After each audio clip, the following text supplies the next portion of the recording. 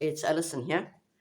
Today we're going to be making this little bracelet, and I've cut the overhead lights just in hopes that you are able to see the beautiful heat patina. So I've used the hammering technique here and a heat patina right at the end.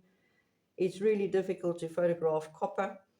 I'm hoping you can at least pick up a little bit of the heat patina there.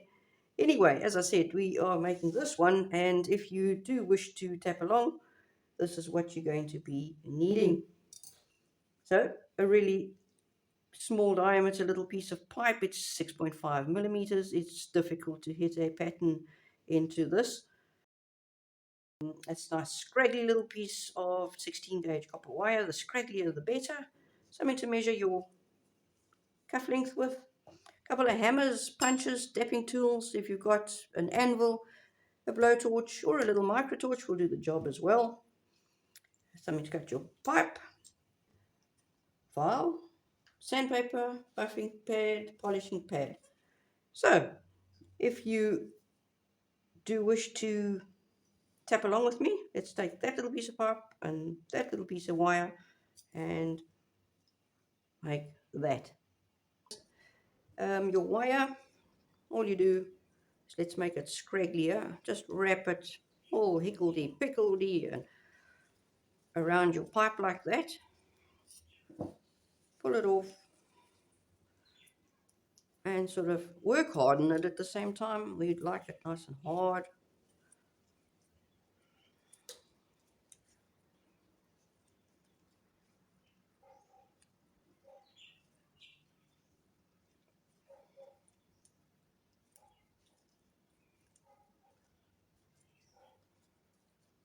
All right, that's the effect that we're looking for basically. And we're just going to anneal our pipe.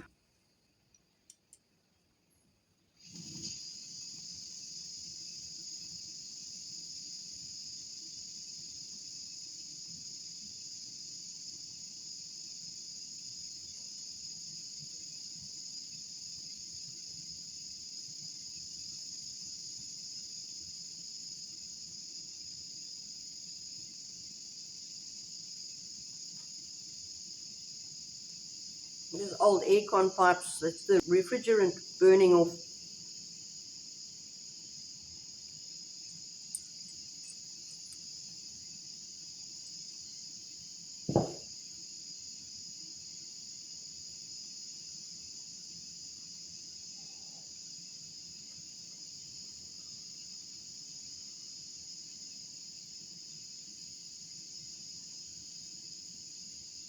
And I'm going to quench this, but you really don't have to quench it.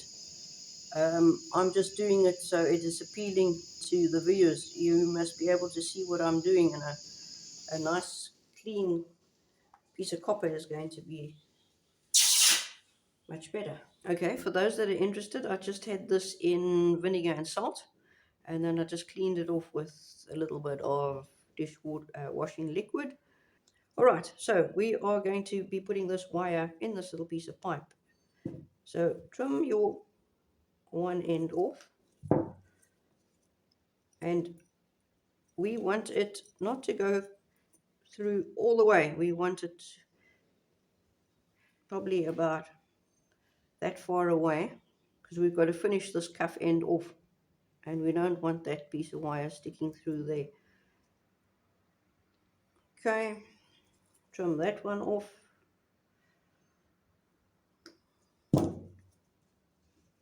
And then just insert it.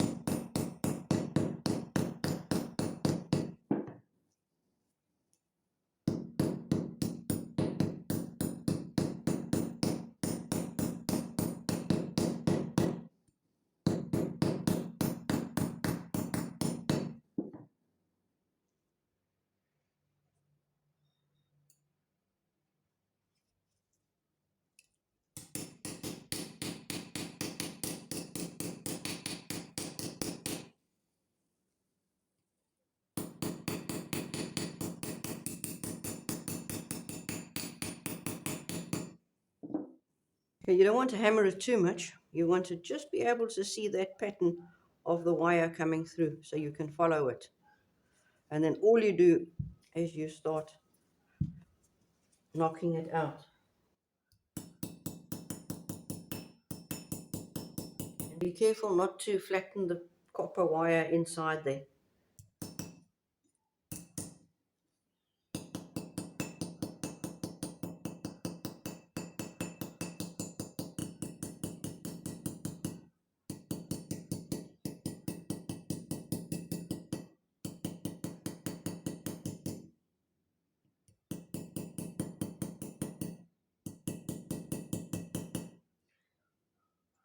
So just to start off slowly and trace your pattern of your copper wire. Eventually you'll see it'll be quite distinct.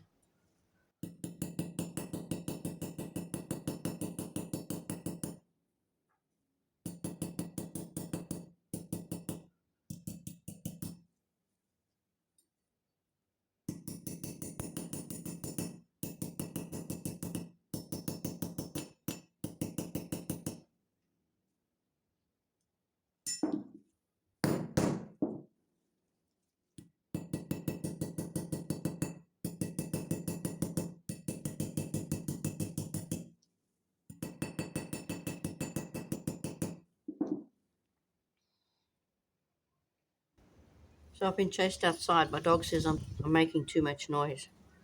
Anyway, I hope the light is better out here.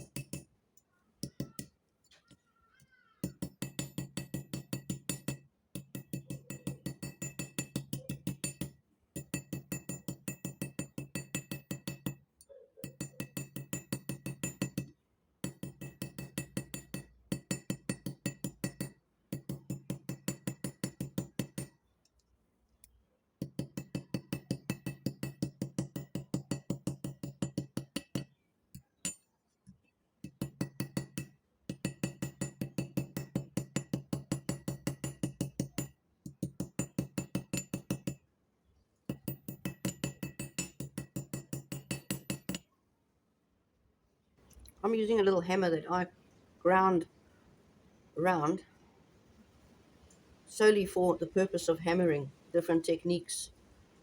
It comes in quite handy.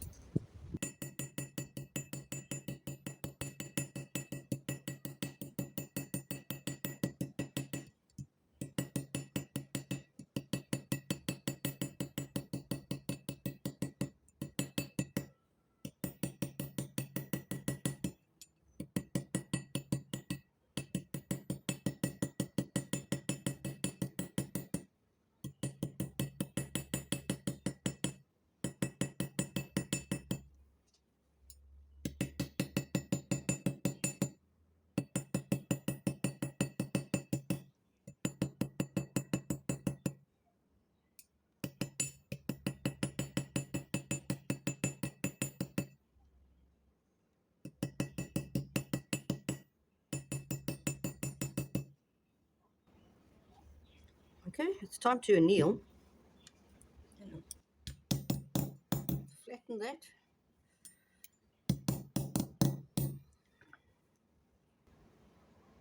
It's coming on. Just anneal that and we give it the finishing touches. Okay, I have tried not to mar these sides with any hammer marks, and also a slight ridge along the edges. I think we'll get away from this texture for a little while. We might get back to it. I just want to change a couple of texture marks here and there by using the little ball peen.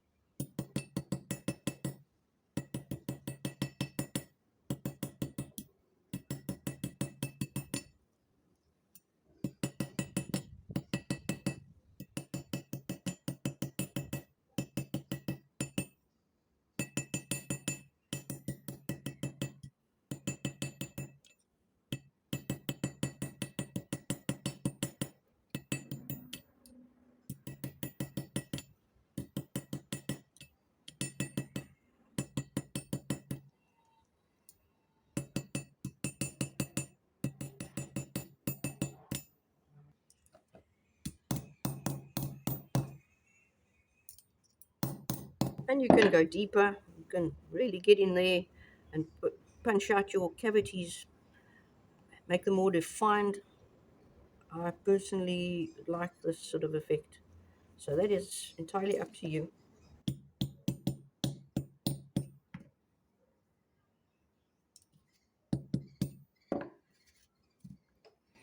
Okay, so you just want to hammer the ends closed, and I see that piece of wire. This one is nicely placed. Came to there. This one is a bit close to the end, but it's quite fine.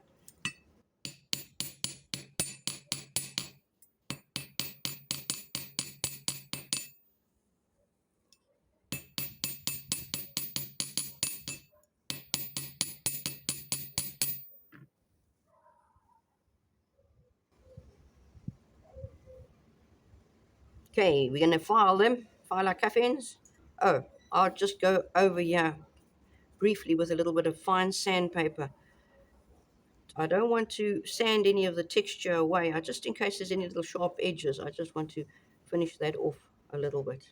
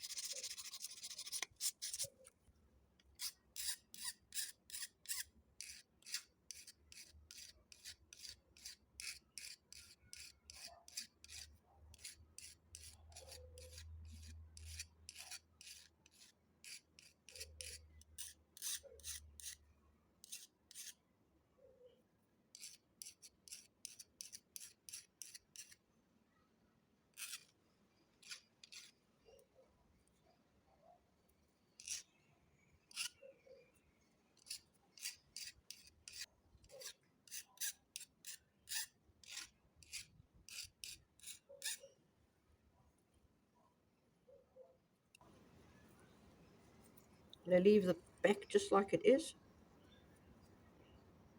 Okay, let's get onto heat patina then. So you can use a little micro torch. I'm just going to use this blow torch.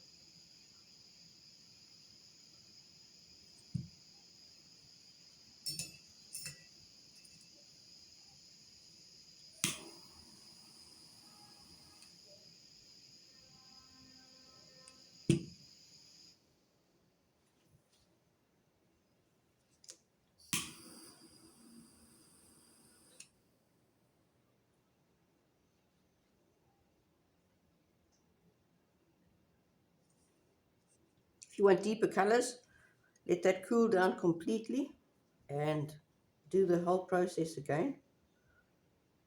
Okay, I'm going to let that cool down.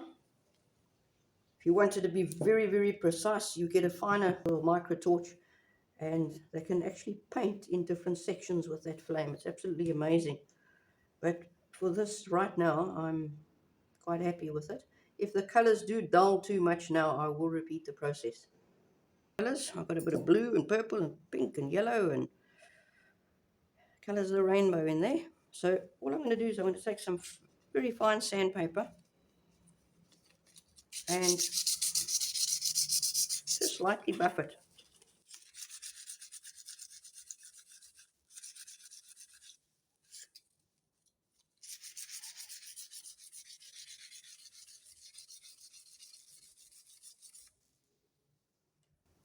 And then just the polisher.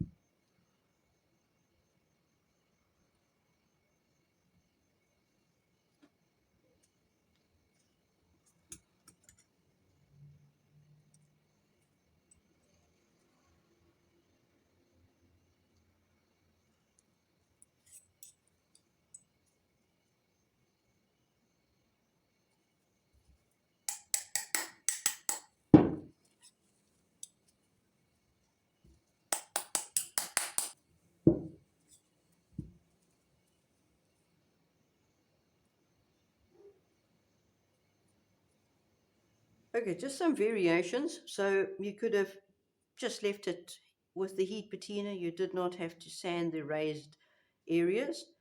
You did not have to heat patina it at all. You could have just left it shiny and polished. It would have also been very nice. I dashed outside quickly. I'm hoping to give you a better look at the colors than what we're getting from under those artificial lights. Still not quite true. It looks like I need to upgrade my lighting and perhaps my camera. Anyway, there we go. If you do make this, I hope you enjoy.